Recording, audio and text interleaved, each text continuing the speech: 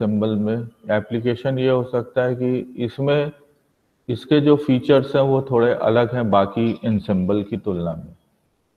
तो मैं शुरुआत करता हूँ गिब्स इंसेंबल, और यहाँ ऊपर आपको दिख भी रहा है 2017 का ये क्वेश्चन है। हम लोग पढ़े क्या हुए हैं, हम लोग माइक्रो कैनोनिकल इंसेंबल पढ़े हैं और कैनोनिकल इंसेंबल पढ़े हैं। माइक्रो कैनोनिकल और कैनोनिकल इंसेंबल में दोनों में एक चीज समान है, समानता ये है, देखिए ये भी एक ऑब्जेक्टिव का question, write two similarities between micro canonical and canonical ensemble.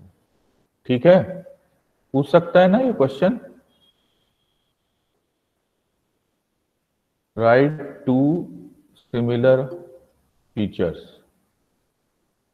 तो चाहे माइक्रो कैनोनिकल इंसेंबल हो या कैनोनिकल इंसेंबल हो, दोनों प्रकार के इंसेंबल में नंबर ऑफ पार्टिकल्स कांस्टेंट रहेगा और टोटल वॉल्यूम भी फिक्स्ड रहेगा। ओके, ये चीज नया नहीं है आपके लिए, पढ़ चुके हैं। ओके, और ऐसे ही आपको इमेजिन करते हुए चलना चाहिए कि कुछ बेतुके क्वेश्चन जिनका कंप्लीट मीनिंग नहीं है वैसा क्वेश्चन आते हैं। Write two similar features of micro canonical ensemble mu CE और कैनोनिकल एंसेंबल सीई, तो दोनों में नंबर ऑफ पार्टिकल्स और वॉल्यूम फिक्स्ड रहता है। माइक्रो कैनोनिकल एंसेंबल में अगर हम उसके मैथमेटिकल या उसके फीचर्स के बारे में बात करें तो हमने ये देखा था कि हम नंबर ऑफ माइक्रोस्टेट्स की गणना कर सकते हैं, टोटल नंबर ऑफ माइक्रोस्टेट्स, और वो टोटल नंबर ऑफ माइक्रोस्टेट्स जो होंगे वो function of N, V and E. तो माइक्रो कैनोनिकल एंसेंबल तो एक आइसोलेटेड सिस्टम है, ना तो वहाँ पे एनर्जी का एक्सचेंज है और ना ही नंबर ऑफ पार्टिकल्स का एक्सचेंज है, और उससे हमने ये एक्सप्रेशन निकाला था entropic expression, S is equal to K log of omega. Canonical ensemble में हम क्या करते हैं, अगर आपको याद होगा तो कैनोनिकल एंसेंबल में the energy is allowed to fluctuate. Okay, Luv है क्लास में? जी सर। हाँ, तो कैनोनिकल एंसेंबल में एनर्जी फ्लक्चुएट होके टेम्परेचर कांस्टेंट होता है, बनता है। जी सर। वहां पर भी हमने पार्टीशन फंक्शन की गणना किया था, और पार्टीशन फंक्शन देखिए, पार्टीशन फंक्शन तो एक मैक्रो, बीटा मतलब टी, क्योंकि बीटा इज 1/kT। सो मैंने NVT ना लिख के कैनोनिकल एंसेंबल को NV बीटा लिखा, और ये पार्टीशन फंक्शन जो है ये मैक्रो स्टेट को रिप्रेजेंट कर रहा है सिस्टम का, लेकिन this partition function is made up of, ये बना कैसे है, बहुत सारे बोल्ट्जमैन फैक्टर्स के, जहां पर अभी हम समेशन कर रहे हैं तो इसका मतलब हम गिन पा रहे हैं नंबर ऑफ स्टेट्स को, डिस्क्रीट हैं स्टेट्स, कंटिन्यूअस होगा तो फिर ये समेशन इंटीग्रल में बदल जाता है। ओके, तो आप ये सारी चीजें याद रखिएगा कि micro canonical ensemble is a most ideal system. Canonical ensemble में भी जो सिस्टम और रिजर्वायर मिलकर फिर एक माइक्रो कैनोनिकल एंसेंबल ही बन जाता है, क्योंकि सिस्टम की एनर्जी एक्सचेंज हो सकती है रिजर्वायर के साथ, बहुत समय तक के लिए छोड़ दिया जाए तो सिस्टम की एनर्जी इक्विलिब्रेट होकर कांस्टेंट हो जाती है, और लेकिन सिस्टम और रिजर्वायर मिलकर एक माइक्रो कैनोनिकल एंसेंबल बन रहा है। ध्यान देंगे आप बात को। तो दोनों ही केस में हमने माइक्रो कैनोनिकल एंसेंबल की बात भी कर सकते हैं, क्योंकि सिस्टम बीवी लॉट देखोगे तो कैनोनिकल एंसेंबल का ट्रीटमेंट करते समय ये लाइन लिखा हुआ है कि the system and the reservoir together form A micro canonical ensemble, और उसमें हमने पार्टीशन फंक्शन को डिफाइन किया और फिर उस पार्टीशन फंक्शन से बहुत सारे कैलकुलेशन किए। तो बोथ द केसेस में N and V was fixed, दोनों को कांस्टेंट रखा। अब एक जो नया एंसेंबल हम पढ़ रहे हैं, जो टाइटल दिया हुआ है गिब्स कैनोनिकल एंसेंबल, इस एंसेंबल में वॉल्यूम को वेरी करने की सुविधा है हमारे पास। फीचर गिब्स एंसेंबल का यह है कि system can exchange volume with the reservoir. यहाँ पर भी सिस्टम है, एक रिजर्वायर है। जैसे कि अगर मैं आपको दिखाऊं तो ये डायग्राम आपको, ये आपका सिस्टम है और यहाँ पर ये रिजर्वायर है, दिख रहा होगा स्क्रीन। ये सिस्टम है और ये रिजर्वायर है, और सिस्टम और रिजर्वायर अगेन फॉर्म है माइक्रो कैनोनिकल एंसेंबल। और यहाँ पर एनर्जी का भी एक्सचेंज होगा, मतलब डेल्टा ई, और यहाँ पर वॉल्यूम का भी एक्सचेंज होगा, डेल्टा वी, और दोनों delta E not equal to zero और वॉल्यूम भी delta V not equal to zero. तो बहुत देर तक के लिए सिस्टम को छोड़ दिया जाए रिजर्वायर के कांटेक्ट में, तो एक समय आएगा, इक्विलिब्रियम कंडीशन आएगा, जब delta E exchange, energy exchange होने के कारण टेम्परेचर कांस्टेंट होगा और वॉल्यूम एक्सचेंज होने के कारण प्रेशर कांस्टेंट होगा। तो ये जो मैंने शुरुआती लाइन बोली है, ये जरा ध्यान से सुन लीजिएगा कि सिस्टम और रिजर्वायर कांटेक्ट में है, लेकिन जो दीवार है उनकी, वो अभी भी पोर्स नहीं है, उस दीवार में छिद्र नहीं है, लेकिन ये दीवार जो है वो स्लाइड कर सकती है, और स्लाइड करके वो फाइनली क्या करेगी, प्रेशर को कांस्टेंट कर देगी बहुत देर तक। अन्यथा प्रेशर कांस्टेंट नहीं होगा, अगर इधर इक्विलिब्रेट नहीं होगा, इक्विलिब्रियम की कंडीशन में प्रेशर कांस्टेंट नहीं होगा, तो फिर अगर प्रेशर कांस्टेंट नहीं है तो निरंतर फिर ये दीवार खिसकती रहेगी। तो जब हम कहते हैं कि बहुत ज़्यादा समय तक के लिए हमने सिस्टम और रिजर्वायर को कांटेक्ट में छोड़ दिया, तो अर्थ ये है कि बहुत ज़्यादा देर के बाद एक समय ऐसा आएगा जब दोनों सिस्टम और रिजर्वायर तरफ वॉल्यूम जो है वो कांस्टेंट हो जाएगा। तो इस प्रकार के एंसेंबल को हम, अब अगर 2 नंबर का क्वेश्चन आया तो आपको गिब्स एंड कैनोनिकल एंसेंबल में इतना ही लिखना होगा। ओके, ये बात आपको अपील कर रही है, ठीक है। अगर 2 नंबर का क्वेश्चन आया तो बहुत कम बातें लिखना है, बेसिक फीचर लिखना है आपको गिब्स कैनोनिकल। तो आगे बढ़ते हैं। We have 2 systems in equilibrium that can exchange energy as well as volume. जबकि माइक्रो कैनोनिकल में वॉल्यूम एक्सचेंज नहीं हो रहा था, ना कैनोनिकल में। अगर वॉल्यूम एक्सचेंज हो रहा है दोनों सिस्टम के बीच में, अब हम 2 सिस्टम भी ले सकते हैं या सिस्टम और रिजर्वायर भी ले सकते हैं। ओके, तो second system becomes a reservoir.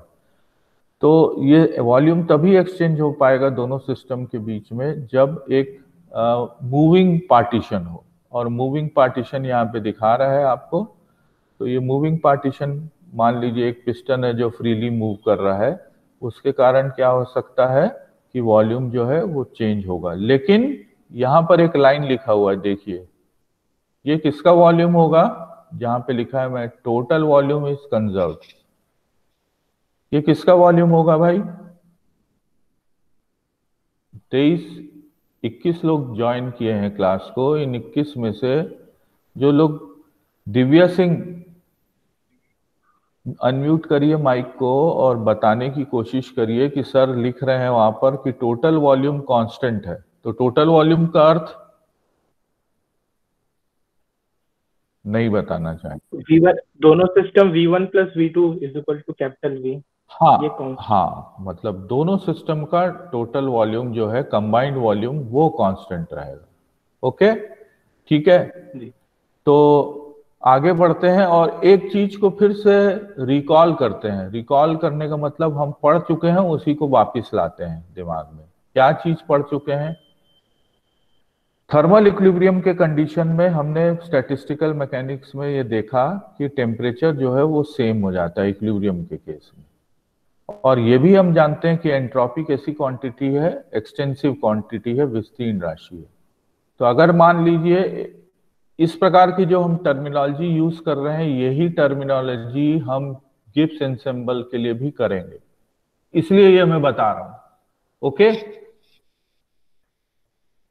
Okay, ये जो मैंने अभी बात कहा कि 2 सिस्टम कांटेक्ट में, वॉल्यूम एक्सचेंज हो रहा है, इत्यादि इत्यादि, और एनर्जी भी एक्सचेंज हो रहा है।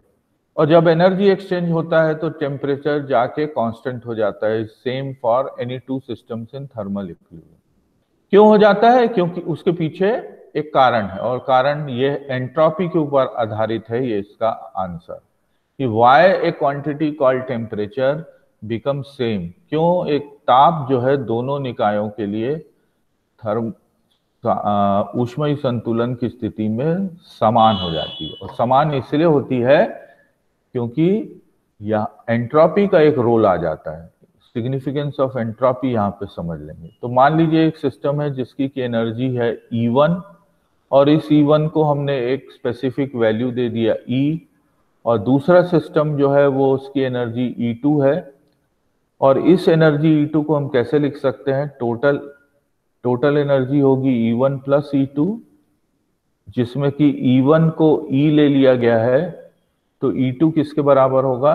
The total energy minus the energy of the first system. तो E2 is equal to E total minus E। और चूंकि एंट्रोपी एक्सटेंसिव क्वांटिटी है, तो इस कंबाइंड सिस्टम की टोटल एंट्रोपी क्या हो जाएगी? S12 से रिप्रेजेंट करें तो S12 will be function of, स्वाभाविक है E1 E2, लेकिन हम E1 को बदले तो E लिख दिए, क्योंकि यहाँ हमने मान लिया कि सिस्टम 1 की एनर्जी E1 जो है वो E के बराबर है। और E2 को कैसे लिख दिया है हमने? E total minus E। तो अगर कंबाइंड सिस्टम की एंट्रोपी लिखते हैं तो हम E टोटल लिख देंगे तो काम चल जाएगा, क्योंकि E टोटल माइनस E से बना हुआ है सिस्टम 2 की एनर्जी E2। और अगर ये एक्सटेंसिव क्वांटिटी है तो individual entropies S1 function of E plus S2 function of E total minus E। और इक्विलिब्रियम स्टेट में आप जानते हैं कि it is a condition for, क्या लिखा है यहाँ पर? अगर हम मैक्सिमम एंट्रोपी। हाँ, तो इस भाषा से तो अब आप परिचित हो गए होंगे ना। The condition for maximum entropy signifies the equilibrium condition. Okay? तो अगर इक्विलिब्रियम मैक्सिमम एंट्रोपी मतलब कैलकुलस का समय आ गया, तो हम डिफरेंशिएट किए del S12 E total comma E upon delta E, ये 0 के बराबर होगा। और राइट हैंड साइड को डिफरेंशिएट करेंगे तो del S1 upon del E, कहाँ पर इवेल्युएट करना है? E इक्वल टू E1 पर, माइनस क्यों कर दिया? क्योंकि प्लस आता, लेकिन आपको मालूम है ना ये माइनस क्यों आया? कोई आंसर देगा इसका?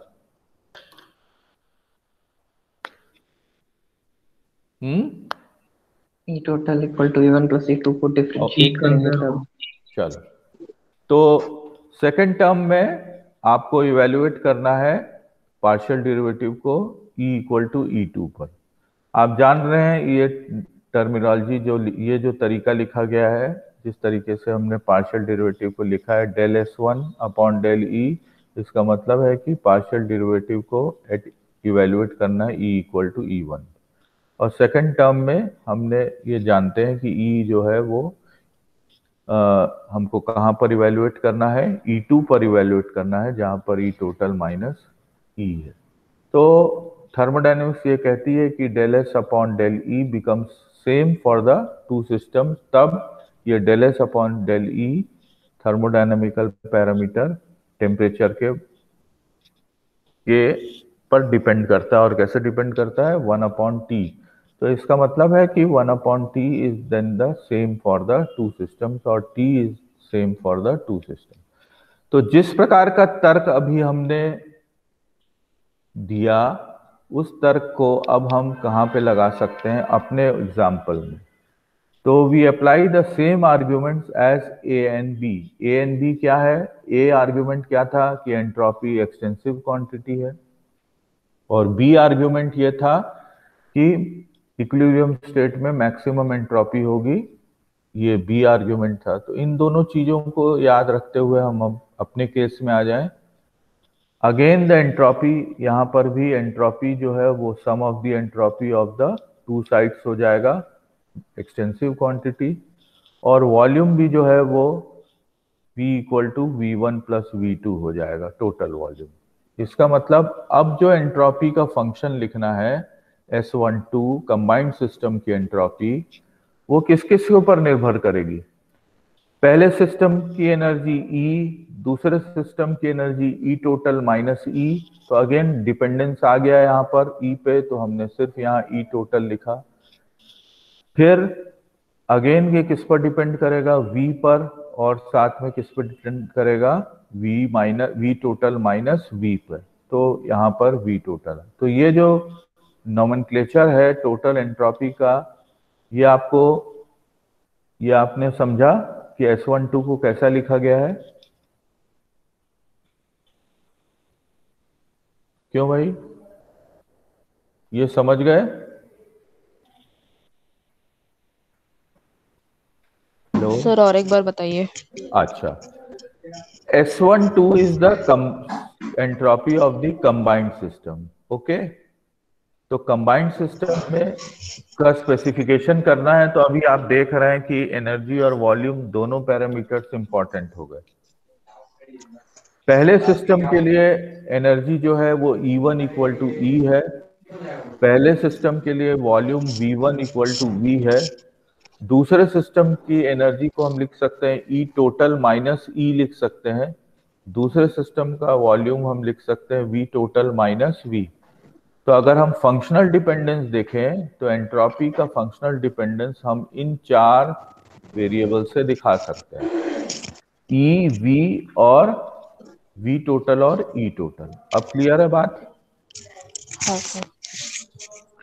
और एक्सटेंसिव क्वांटिटी है तो इंडिविजुअल एंट्रोपीज के सम के बराबर होगी। तो पहली एंट्रोपी हो जाएगी S1 function of E and V, उसका वॉल्यूम सिस्टम का और उसकी एनर्जी, और S2 सेकेंड सिस्टम की एनर्जी क्या है, E total minus E, second system का volume V total minus V। और फिर तो हमने क्या किया, पहली बार जब हमने एंट्रोपी का फंक्शनल डिपेंडेंस लिखा, it was just a function of the energy. तो दूसरी बार जब हम लिख रहे हैं तो यहाँ पर entropy is now a function of the energy as well as the volume, क्योंकि एक्सटेंसिव क्वांटिटी है और वॉल्यूम अगेन इज एक्सटेंसिव। तो अगर वॉल्यूम चेंज करोगे तो एंट्रोपी भी चेंज होगी। अब फिर इक्विलिब्रियम की कंडीशन ले आए, तो इसका मतलब है कि एंट्रोपी को मैक्सिमाइज करें।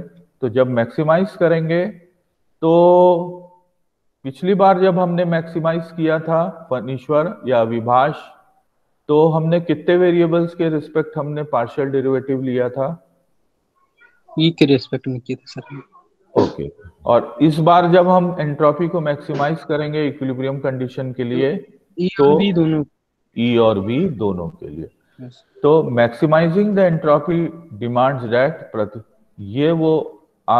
ये चाहता है कि अगर एंट्रोपी को आप मैक्सिमाइज करोगे तो ये तभी संभव होगा जब आप दोनों पार्शियल डेरिवेटिव्स लोगे, एक विथ रिस्पेक्ट टू E और दूसरा विथ रिस्पेक्ट टू V, और दोनों जो है वो क्या होने चाहिए, वैनिश होने चाहिए, 0 के बराबर आ जाने।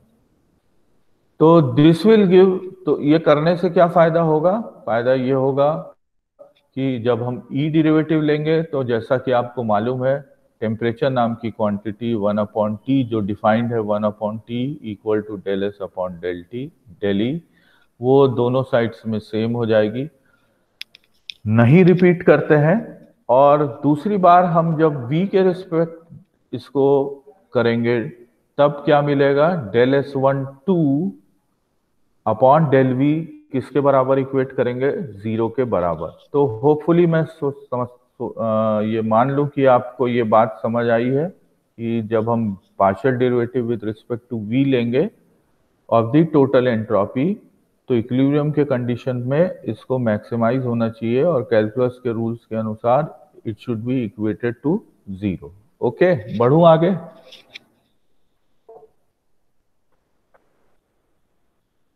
ठीक है, हाँ सर। हाँ। तो लेकिन जब हमने लिखा S12 को तो हमको यहाँ पर E और V नहीं लिख देना है परीक्षा में, ऐसा नहीं लिख देना है। तो दिस विल बी रॉन्ग, ठीक, ये गलत हो जाएगा। तो इस प्रकार का रिप्रेजेंटेशन नहीं करना है कि हमने रट लिया था और फिर उसमें से कुछ हिस्सा हम भूल गए और फिर हमने कंबाइंड एंट्रोपी को एज ए फंक्शन ऑफ ई और वी ही लिख दिया। करेक्ट रिप्रेजेंटेशन क्या होगा, S12 function of E total, V total, E and V, और इसका partial derivative with respect to volume लिया और इक्वेट कर दिया 0 को बराबर। जब हम लेंगे तो फिर आपको जैसा वहां पे हमने इसको ओपन किया था, तो del S1 upon del V और function of E N V, और del S2 upon del V, minus sign आने के पीछे कारण वही होगा, del S2 upon del V E और function of E N V same. लेकिन दोनों पार्शियल डेरिवेटिव्स को अलग अलग वॉल्यूम्स पर इवेल्युएट करना है। एक पहला वाला v इक्वल टू v1 और दूसरा वाला v इक्वल टू v2। तो अगर हम इक्वेट करके इसको सबको 0 के बराबर किए तो अगेन हमको क्या मिल रहा है, यहाँ से क्या मिल रहा है कि del S upon del V फिर से एक ऐसी क्वांटिटी मिल रही है। पहली बार क्या मिली थी, बिना स्क्रीन शेयर किए हुए रुकिए, मेरे को पूछने दीजिए। Del S upon del V. हाँ, तो आप पहले बोल दिए, रुक जाते। पहले बार हमें मिला था एक constant quantity del S upon del V. दूसरी बार जब हमने पार्शियल डेरिवेटिव लिया तो वॉल्यूम के रिस्पेक्ट, तो हमको del S upon del V एक ऐसी क्वांटिटी मिली जो कि दोनों सिस्टम के लिए समान है इक्विलिब्रियम में। ओके, और ये del S upon del V ये किस क्वांटिटी से रिलेटेड है, किस थर्मोडायनामिकल क्वांटिटी से रिलेटेड है, प्रेशर से रिलेटेड है। ठीक, तो आप इसको चेक कर सकते हो, इस लाइन को। 2 नंबर का क्वेश्चन आ गया, क्या आएगा भाई क्वेश्चन, अतुल बताइए। ये जो मैंने लाइन अभी आखिरी में आपको अंडरलाइन करके दिखा है, आप बता सकते हैं इसमें 2 नंबर का क्वेश्चन क्या बन सकता है। रिलेशन पूछेगा सर, प्रेशर और वॉल्यूम हाँ के बीच। हाँ, तो हाँ वो ये बोल सकता है कि गिब्स कैनोनिकल एंसेम्बल में, Gibbs canonical ensemble, how the change in entropy with respect to volume is related, to which यह पूछ सकता है कि del S upon del V is related with which thermodynamical quantity. Okay, तो किसके respect, किस quantity को रिप्रेजेंट कर रहा है, तो हम इसको चेक कर सकते हैं। तो क्या करें चेक, इसकी वैल्यू को हम किसी सैंपल सिस्टम में चेक करके देखें। मैं कल किसी स्टूडेंट से बात कर रहा था कि हमारा जो सिलेबस है, जैसा जैसा मैं पढ़ा रहा हूँ वैसे वैसे मुझे अब उसमें एक सीक्वेंस दिखता है कि ये सीक्वेंस बच्चों के लिए यूजफुल होगा। जब, और उसको मैं थोड़ा सा आपको यहाँ पर बता देता हूँ लगे हाथ, जितना अभी हमने पढ़ा है, जो उसके फाउंडेशंस हैं स्टैटिस्टिकल मैकेनिक्स के, वो पहला स्टेप होगा। ओके, यहीं पे मैं लिख देता हूँ क्योंकि फिर कभी बात निकल जाएगी। तो फाउंडेशंस जो है वो पहला स्टेप होगा, फाउंडेशंस ऑफ स्टैट मैक, जिसमें कि आपके पॉस्टुलेट्स और हाइपोथेसिस आएंगे, पॉस्टुलेट्स आएंगे एंड हाइपोथेसिस आएंगे। लेकिन इस सब को पढ़ने के पहले हमको फेज स्पेस पढ़ लेना चाहिए, फेज स्पेस पढ़ लेना चाहिए, और थोड़ा सा एलिमेंट्री आइडिया ऑफ एंसेम्बल भी पढ़ लेना चाहिए। एलिमेंट्री आइडिया ऑफ मतलब परीक्षा के हिसाब से एंसेम्बल। क्यों मैंने बोला, क्योंकि तीसरे नंबर का पॉइंट जो है फाउंडेशन ऑफ स्टैट मैथ जो है, उसमें पॉस्टुलेट्स और हाइपोथेसिस में इनका उपयोग होता है, फेज स्पेस, ट्रैजेक्टरी और एंसेम्बल, है ना। एंसेम्बल एवरेज बराबर टाइम एवरेज, ठीक है। चौथे स्टेप पे हम एंसेम्बल से शुरुआत करना चाहिए। तो माइक्रो कैनोनिकल एंसेम्बल पढ़ा, माइक्रो कैनोनिकल एंसेम्बल में हमने टेम्परेचर का डेफिनेशन दिया, del S upon del E. हमने S is equal to K B L N of omega पढ़ा। माइक्रोस्टेट्स का हमने माइक्रोस्टेट्स कैसे हम काउंट कर सकते हैं या हमने एक्सप्रेशन कैसे निकाल सकते हैं, हालांकि ये मैंने नहीं पढ़ाया आपको, नंबर ऑफ माइक्रोस्टेट्स। फिर हम एक सैंपल पढ़ते हैं। यहाँ पे हमने माइक्रो कैनोनिकल एंसेम्बल से बहुत सारी थर्मोडायनामिकल क्वांटिटीज निकाला। यहीं पर हमने क्या बोलते लॉज ऑफ थर्मोडायनेमिक्स पढ़ा, और यहीं पर माइक्रो कैनोनिकल एंसेम्बल में आपको आइडियल गैस एक सैंपल है, एक example of A micro canonical ensemble. Example of micro canonical ensemble is an ideal gas. तो इस तरीके से एक फ्लो चार्ट बनता है। फिर आप कैनोनिकल में आएंगे, फिर वहाँ पार्टीशन फंक्शन की बात करेंगे, फिर थर्मोडायनेमिकल क्वांटिटीज पढ़ेंगे, और फिर आइडियल गैस वहाँ पर भी पढ़ेंगे। जब आप ग्रैंड कैनोनिकल आएंगे तो फिर वहाँ पर पार्टीशन फंक्शन आएगा, फिर थर्मोडायनेमिकल क्वांटिटीज का इवैल्यूएशन होगा। फिर वहाँ पर एक चीज और जो कि यहीं पे जोड़ना चाहिए, जब हम एक एंसेम्बल पढ़ते हैं तो वहां पर हमको एक क्वांटिटी, हालांकि यहाँ पर फ्लक्चुएशंस की गणना करना एक नई जरूरत है माइक्रो कैनोनिकल, क्योंकि कोई चीज बदल तो रही नहीं।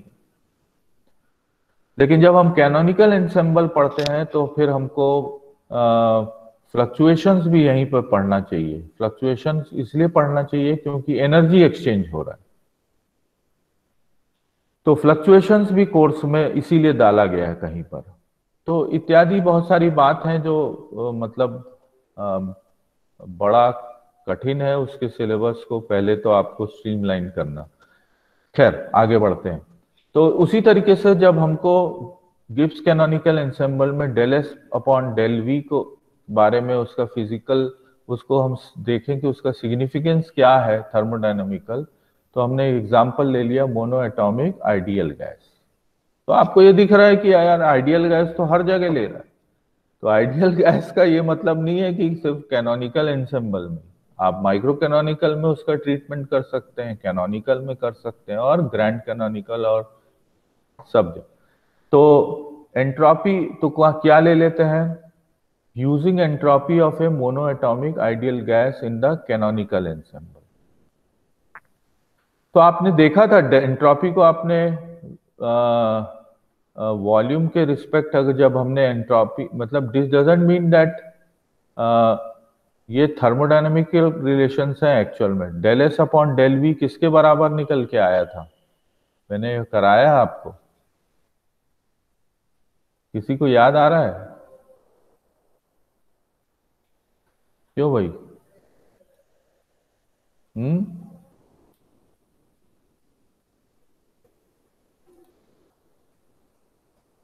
है, किसी को याद आ रहा है?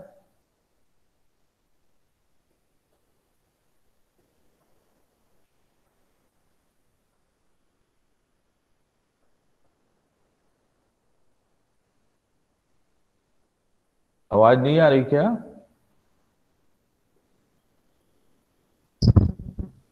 है? आ रहा है सर आवाज। तो आप एकदम चुप हो गए।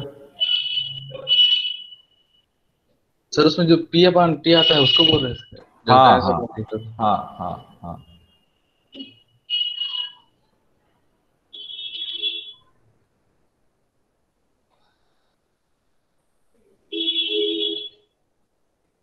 तो इस एक्सप्रेशन को आपको रिकलेक्ट करना पड़ेगा। Del S upon del V is N upon N into K B upon V, ये हम पढ़ चुके हैं। और आइडियल गैस के लिए ये भी पढ़ चुके हैं कि प्रेशर जो है वो N K B T upon we होता है, किसके बराबर। ये सारी चीजें हमने स्कूल में भी पढ़ी होंगी यार, ये प्रेशर का एक्सप्रेशन, ये आपके लिए नया नहीं है। PV is equal to N K B T, यही तो हुआ ना, मतलब PV is equal to N K B T, या P is equal to N upon V into K B T. तो ये इस एक्सप्रेशन को ही हम यूज कर रहे हैं। तो del S upon del V किसके बराबर हो जाएगा, अगर N K B upon we को यहां से उठा लें तो ये किसके बराबर हो जाएगा, P अपॉन टी के बराबर हो जाएगा। P अपॉन टी के बराबर हो जाएगा। तो P अपॉन टी लिख दिया यहाँ पर, सॉरी PV अपॉन टी के बराबर। तो V और V कैंसिल हो गया, तो del S upon del V जो है वो एग्जैक्टली उसका डिपेंडेंस जो है वो क्या निकल के आ गया, del S upon del V is pressure upon temperature.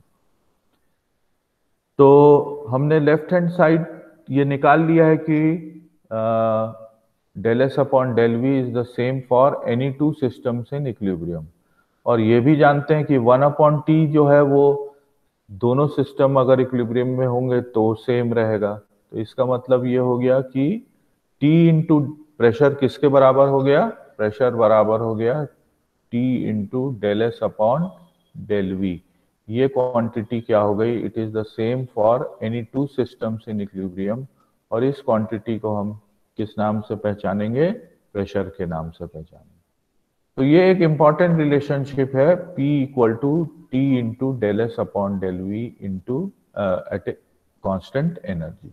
दोनों नहीं चेंज कर सकते, वॉल्यूम चेंज अगर हम मैथमेटिकली कैलकुलेशन कर रहे हैं in terms of partial derivatives, तो अगर विथ रिस्पेक्ट टू वॉल्यूम अगर एंट्रोपी में चेंज हो रहा है तो उस समय हमको एनर्जी को कांस्टेंट रखना पड़ेगा। दोनों को बदल के हम पार्शियल डेरिवेटिव इवैल्यूएट नहीं कर सकते।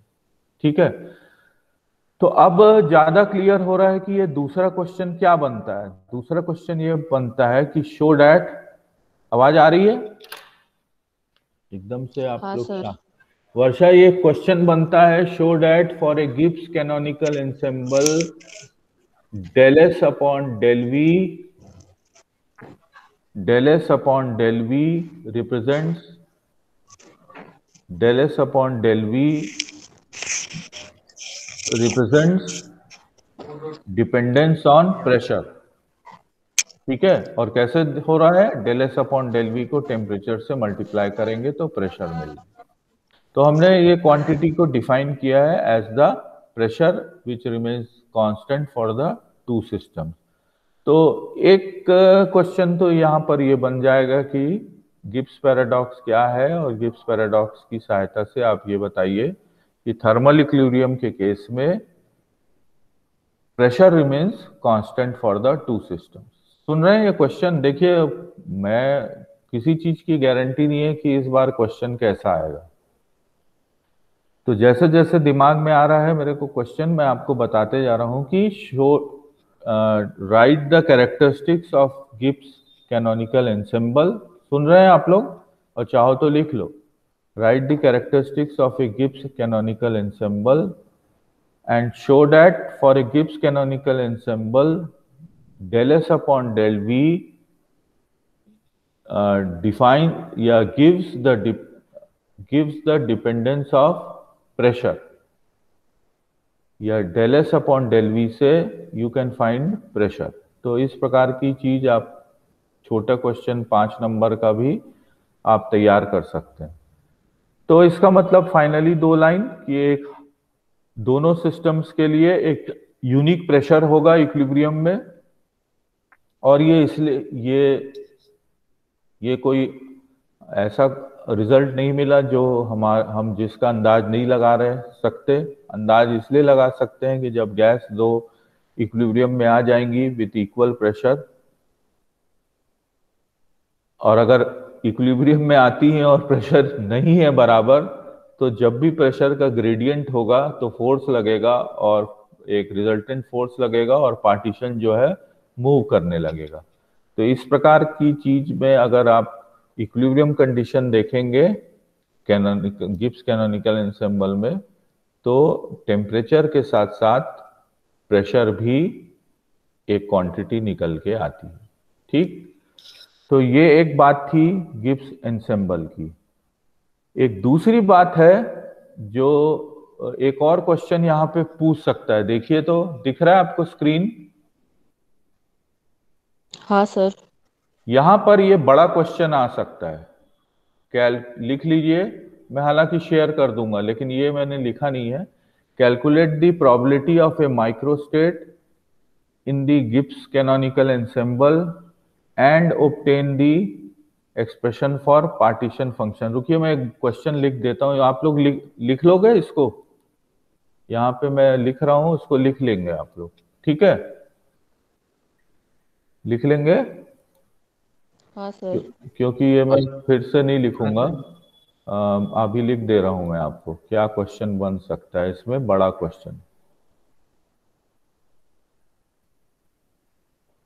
या लिख देता हूं मैं, जिससे कि आपको आसानी रहे। तो देखिए क्या पहला जो हमने पढ़ाया उसमें बहुत बेसिक चीज हमने पढ़ी। बेसिक चीज क्या पढ़ी कि हमने पढ़ा what are the characteristics of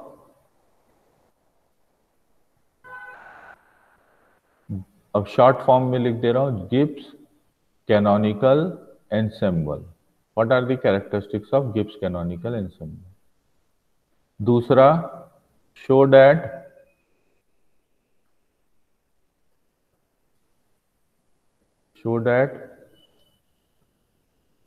the condition of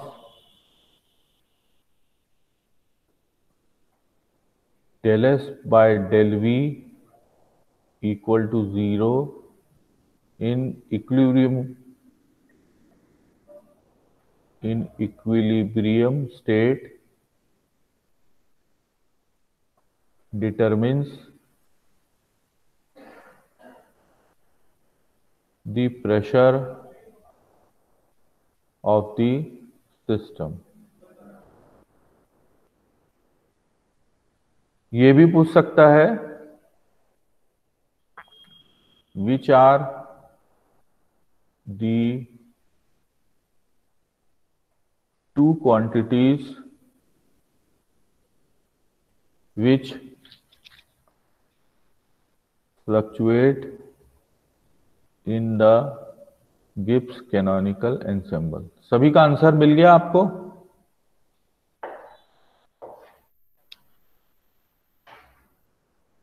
दोनों क्वेश्चन का आंसर मिल गया ना? हाँ सर। ओके। अब एक तीसरा क्वेश्चन जो बड़ा क्वेश्चन हो सकता है 15 नंबर का, ठीक है। ये 15 नंबर का क्वेश्चन क्या हो सकता है जरा देखिए। 15 नंबर का क्वेश्चन ये हो सकता है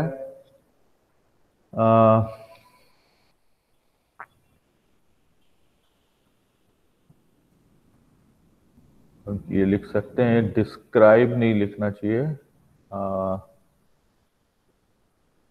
हाँ डिस्कस लिख सकते हैं। Discuss the probability of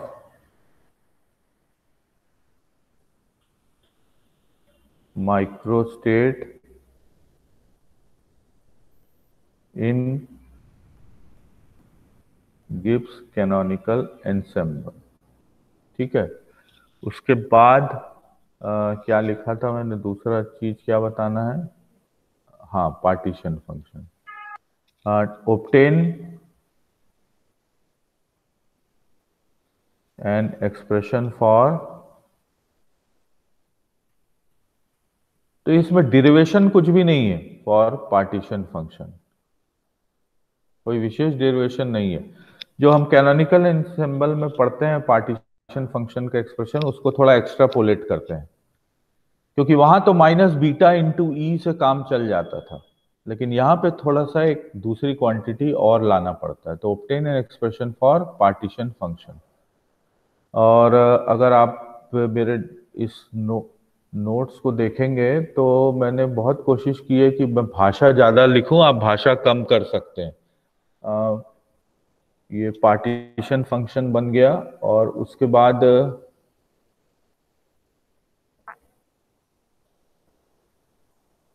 average volume, और हाँ तो यहाँ पर एक क्वेश्चन बन सकता है फॉर पार्टीशन फंक्शन z, और इस पार्टीशन फंक्शन को npt कर दे रहा हूं मैं। फिर साथ में आ सकता है एवरेज वॉल्यूम के लिए एक्सप्रेशन और fluctuation in enthalpy.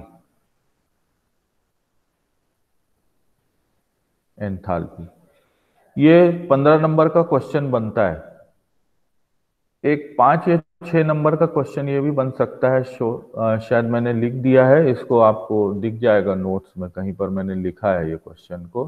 Show that the enthalpy fluctuation, दिख रहा है आपको इस क्वेश्चन को, ये मैंने आपको इस show that the enthalpy fluctuation in Gibbs canonical ensemble is related to a material property that is heat capacity at constant pressure.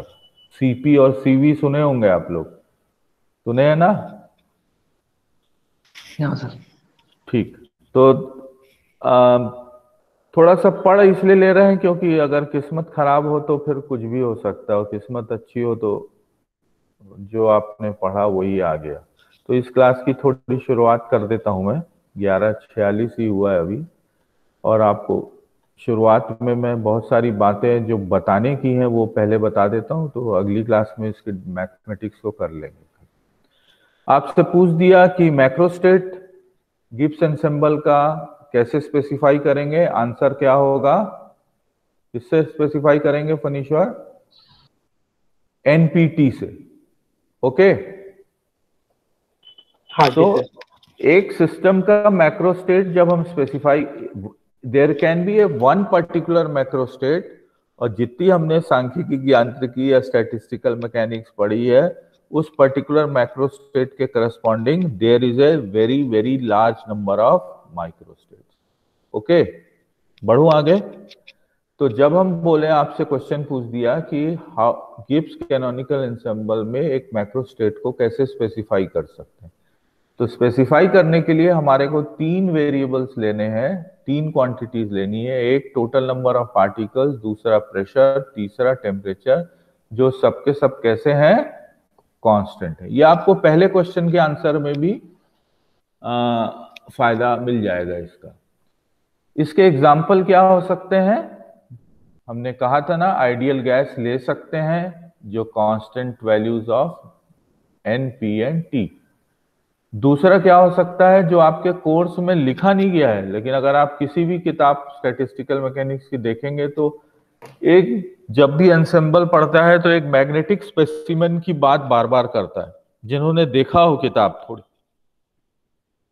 और वो मैग्नेटिक स्पेसिमेन क्या है? एक तो गैस लिया हमने, आइडियल गैस। दूसरा जो सैंपल हम लेते हैं एंसेंबल पढ़ते समय, उसमें मैग्नेटिक स्पिन वाला एक एग्जांपल लेते हैं कि बहुत सारे मैग्नेटिक स्पिन अरेंज्ड हैं किसी यूनिफॉर्म मैग्नेटिक फील्ड में।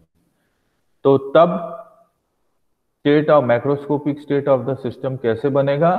Total number of spins N constant, अब मॉलिक्यूल्स नहीं रहेगा, मैग्नेटिक फील्ड बी कांस्टेंट और टेम्परेचर कांस्टेंट। तो आपसे ये क्वेश्चन पूछ सकता है, give 2 examples of Gibbs canonical ensemble. Okay, ठीक है? हाँ सर। अब मैं इसलिए उदाहरण बोल रहा हूं क्योंकि हमको मालूम नहीं है कि स्मॉल छोटे क्वेश्चन कैसे आएंगे। तो give 2 examples of Gibbs canonical ensemble में एक बार स्पेसिफिकेशन एनपीटी रहेगा, दूसरे बार स्पेसिफिकेशन मैग्नेटिक सैंपल के लिए, स्पेसिमन के लिए एनबीटी रहेगा। फिर जो बातें हमने उस समय del S upon del V के लिए ज्यादा था हमारा ध्येय, समझना क्या है इक्विलिब्रियम में जब फ्लक्चुएशन हो रहा है वॉल्यूम में। तो क्या इसके अलावा भी कुछ, वही जो पहला क्वेश्चन है उसके आंसर को कुछ थोड़ा इस तरीके से भी हम और क्लियर लिख दिया है मैंने। कैनोनिकल एंसेंबल में हम एनर्जी को एक्सचेंज करने देते हैं बिटवीन सिस्टम एंड रिजर्वायर। अब वो 2 सिस्टम लेके नहीं बात कर रहे हैं, सिस्टम और रिजर्वायर, जिससे कि टेम्परेचर कांस्टेंट रहे। गिब्स कैनोनिकल एंसेंबल में हम क्या करते हैं, एक एक्स्ट्रा एक्सटेंसिव क्वांटिटी वेरिएबल को फ्लक्चुएट करने देते हैं, मतलब अलग अलग मान होंगे अलग अलग समय पे। फ्लक्चुएट का मतलब यही है, और इसीलिए एक क्वेश्चन आता है कि भाई अगर वॉल्यूम फ्लक्चुएट हो रहा है तो उनकी क्षणिक मान जो है, इंस्टेंटेनियस वैल्यूज, उनका कोई मतलब नहीं है। और तब फिर मतलब क्या हो जाता है, किस चीज का मतलब रहता है, किस चीज का अर्थ निकालने रहते हैं, एवरेज वैल्यूज का। तो इसीलिए आप मैक्सवेल बोल्ट्जमैन लॉ जब आप सेकेंड ईयर में पढ़े हैं, law of distribution of velocities, तो आप आरएमएस वैल्यू निकालते हैं, क्योंकि वेलोसिटीज जो है वो चेंज हो रही है। उसीलिए यहां पर जब वॉल्यूम फ्लक्चुएट होगा तो हमको जरूरत पड़ेगी एक कैलकुलेशन की कि एवरेज वॉल्यूम तो निकाल लें भाई, एवरेज वॉल्यूम निकाल लें। तो हम एक छोटा सा डायग्रामेटिक रिप्रेजेंटेशन करते हैं, एक स्कीमेटिक बनाते हैं जिसमें कि जो बता क्या रहा है कि एनर्जी और वॉल्यूम किस तरीके से सिस्टम और रिजर्वायर के बीच में एक्सचेंज हो रहा है। उदाहरण के लिए हमने एक बहुत सामान्य सिस्टम लिया जिससे हम परिचित हैं, वो है आइडियल गैस जो कि कांटेक्ट में है रिजर्वायर के साथ। सिस्टम एनर्जी एक्सचेंज करके रिजर्वायर के साथ टेम्परेचर कांस्टेंट बना लेगा। ये भाषा से आप परिचित हैं, ये हमने कैनोनिकल में भी किया था। और उसी तरीके से वॉल्यूम भी एक्सचेंज हो सकता है सिस्टम और रिजर्वायर से कि प्रेशर P कांस्टेंट हो जाए। ये लेकिन ये जो इक्विलिब्रियम कंडीशंस हैं कि जो टेम्परेचर कांस्टेंट और प्रेशर कांस्टेंट, ऐसा नहीं है कि सिस्टम रिजर्वायर के कांटेक्ट में लाए और तुरंत का तुरंत इक्विलिब्रियम कंडीशंस आ गई। इसको हमको समय देना पड़ेगा। तीसरी महत्वपूर्ण बात कि प्रेशर कांस्टेंट हो गया, टेम्परेचर कांस्टेंट हो गया, लेकिन दीवार अभी भी कैसी है? दीवार अभी भी कैसी है? नॉन पोरस है। हाँ, नॉन पोरस होने के कारण जो टोटल नंबर ऑफ पार्टिकल्स हैं वो भी कैसा रहेगा? कंजर्व्ड है। तो हमारा रिजर्वायर बेसिकली जो हम गिब्स कैनोनिकल एंसेंबल में चुने हैं वो कॉम्बिनेशन है दो चीजों का। एक है उसमें थर्मोस्टेट भी है जो कि टेम्परेचर कांस्टेंट बनाए रखता है, और दूसरा एक बेरोस्टेट है जो कि प्रेशर को कांस्टेंट बनाए रखेगा। लेकिन सिस्टम वर्क करेगा कि नहीं करेगा, मैं आपसे एक क्वेश्चन पूछ रहा हूं। अगर इसका आंसर दे देंगे तो इतनी जो बात हमने कहा कि सिस्टम का वॉल्यूम चेंज होगा इत्यादि, वहां से कांस्टेंट प्रेशर, वहाँ एक बेरोस्टेट है जो कि कोशिश कर रहा है कि कांस्टेंट प्रेशर बनाए रखें। थर्मोस्टेट था जो रिजर्वायर, जब रिजर्वायर थर्मोस्टेट के समान बिहेव करता है तो वो टेम्परेचर कांस्टेंट लाने की कोशिश करता है। तो मैं आपसे क्वेश्चन ये पूछ रहा हूँ, इन दोनों परिस्थिति, इन बातों को ध्यान में रखते हुए, खासकर दूसरी लाइन जो लिखी हुई है, क्या सिस्टम वर्क करेगा कि नहीं करेगा? विल द सिस्टम इस कैनोनिकल एंसेंबल में क्या सिस्टम काम करने के लिए सक्षम होगा क्या?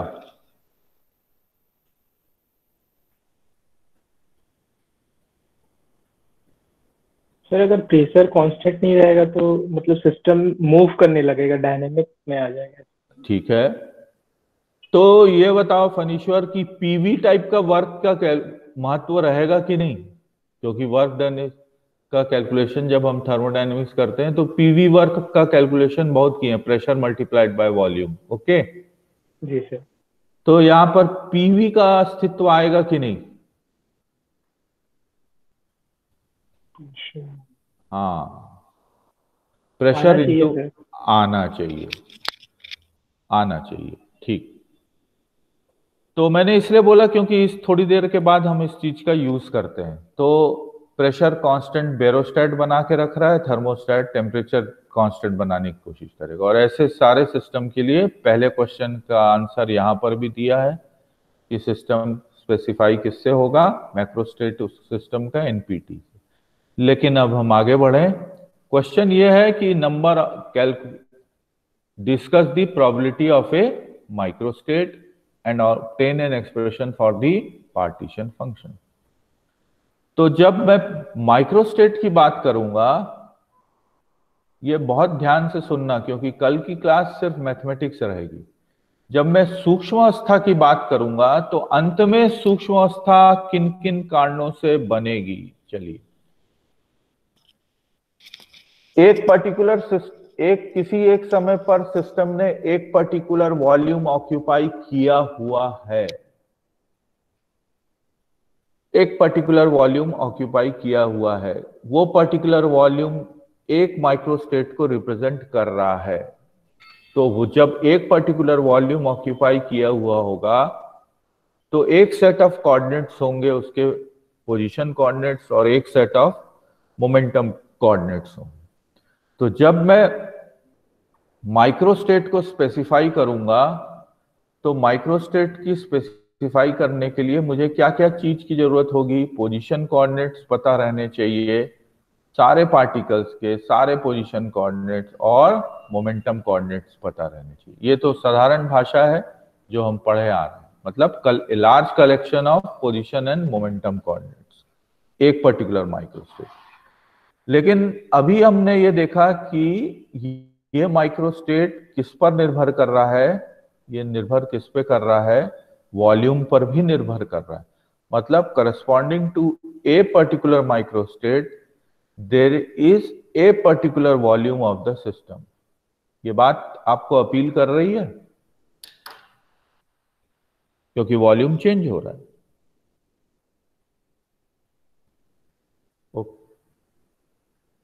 क्यों भाई? हाँ सर। देखो यहीं पर ट्रिक है बस। जब हमारे सिस्टम और रिजर्वायर उनकी बाउंड्री, टोटल बाउंड्री अभी भी माइक्रो कैनोनिकल एंसेंबल के समान व्यवहार करेंगे, लेकिन इंटरनली सिस्टम का वॉल्यूम बदल सकता है। तो जब सिस्टम का वॉल्यूम चेंज होगा तो पोजीशन एक पर्टिकुलर वॉल्यूम ऑक्यूपाई करेगा, और जब वो एक पर्टिकुलर वॉल्यूम ऑक्यूपाई करेगा तो एक particular set of position coordinates होंगे और मोमेंटम कोऑर्डिनेट्स होंगे कि नहीं होंगे। इसी बात को मैं बोल रहा हूं। जब सिस्टम एक्सपांड किया मान लीजिए और एक वॉल्यूम में गया, तो अब जो पोजीशन कोऑर्डिनेट्स बदल गए, मोमेंटम कोऑर्डिनेट्स बदल गए, तो एक particular set of position coordinates और मोमेंटम कोऑर्डिनेट्स से तो बनेगा ही माइक्रोस्टेट, लेकिन हमको यह भी बताना पड़ेगा कि ये माइक्रोस्टेट किस वॉल्यूम को रिप्रेजेंट कर रहा है। आई बात समझ में? तो ये किस वॉल्यूम को रिप्रेजेंट कर रहा है? वी म्यू को रिप्रेजेंट कर रहा है। इसको मैंने आपको लिख के दिया है यहाँ पर। किसी भी समय पर जो पोजीशन है वो फ्री है, पोजीशन जो है वो पार्टिकल्स के वो फ्री है, कहां से कहां तक कोई भी मान ले सकते हैं जितने में कि बॉक्स का वॉल्यूम आ रहा है। और मोमेंटम का वैल्यू क्या ले सकते हैं? 0 से लेके इंफिनिटी तक लिया जा सकता है। लेकिन यहां पर अगर मेरे को वॉल्यूम बॉक्स का बताना है, इसलिए आवश्यक होगा क्योंकि बॉक्स का वॉल्यूम स्वयं कैसा है? फ्लक्चुएट कर रहा है। तो एक विशेष आयतन में, एक विशेष वॉल्यूम में जितने भी पॉसिबल पोजीशन और मोमेंटम कोऑर्डिनेट्स हैं वो सब के सब एक माइक्रोस्टेट को रिप्रेजेंट करेंगे। तो आप बोल सकते थे सर इसको नहीं लिखते अपन वी म्यू को। मैंने कॉमा डाल के वी म्यू इसलिए लिखा कि this set of position coordinates and momentum coordinates represent one of the microstate having a volume we. अब आई बात समझ में?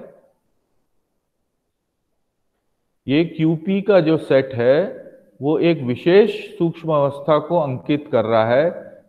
वो विशेष सूक्ष्म अवस्था के करस्पॉन्डिंग वॉल्यूम कितना है? V mu.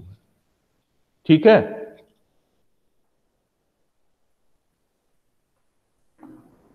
बढ़ो आगे थोड़ा सा। जी सर। हाँ सर। तो इसको थोड़ा बैठाना पड़ेगा भाई। देखो ना, अगर मैं एक पर्टिकुलर वॉल्यूम मैं क्लास के अंदर बैठा हुआ हूं और वो क्लास की दीवारें जो है वो स्लाइड हो रही हैं, तो जब मैं क्लास के अंदर बैठा हुआ और मैं मान लीजिए बहुत रैंडम मोशन है मेरा, तो there will be a particular set of coordinates and momentum होगा कि नहीं होगा? लेकिन अगर उस कमरे की दीवार अगर स्लाइड कर रही है और स्लाइड करके फिर थोड़ी देर के बाद एक नया वॉल्यूम बन गया, तो मेरे पोजीशन सेट ऑफ पोजीशन जो माइक्रोस्टेट को बताने के लिए जो सेट ऑफ पोजीशन और मोमेंटम कोऑर्डिनेट्स है वो बदल जाएंगे कि नहीं बदल जाएंगे?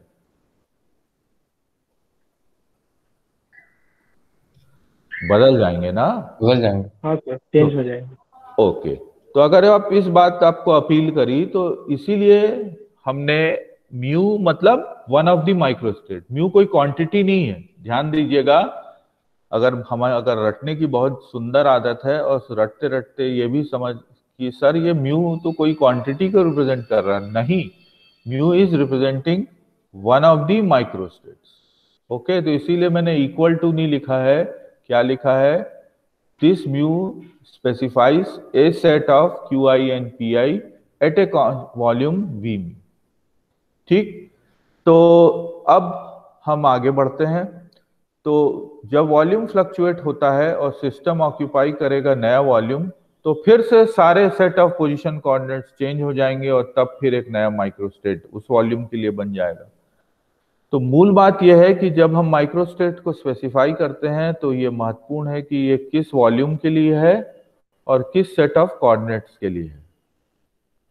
अब इस भूमिका के साथ, इस इंट्रोडक्शन के साथ कि to specify a microstate in a Gibbs canonical ensemble, आपको सेट ऑफ पोजीशन और मोमेंटम कोऑर्डिनेट्स के साथ साथ यह भी बताना पड़ेगा कि ये set of position and momentum coordinates किस पोजीशन वॉल्यूम में सिचुएटेड है, खासकर पोजीशन कोऑर्डिनेट्स।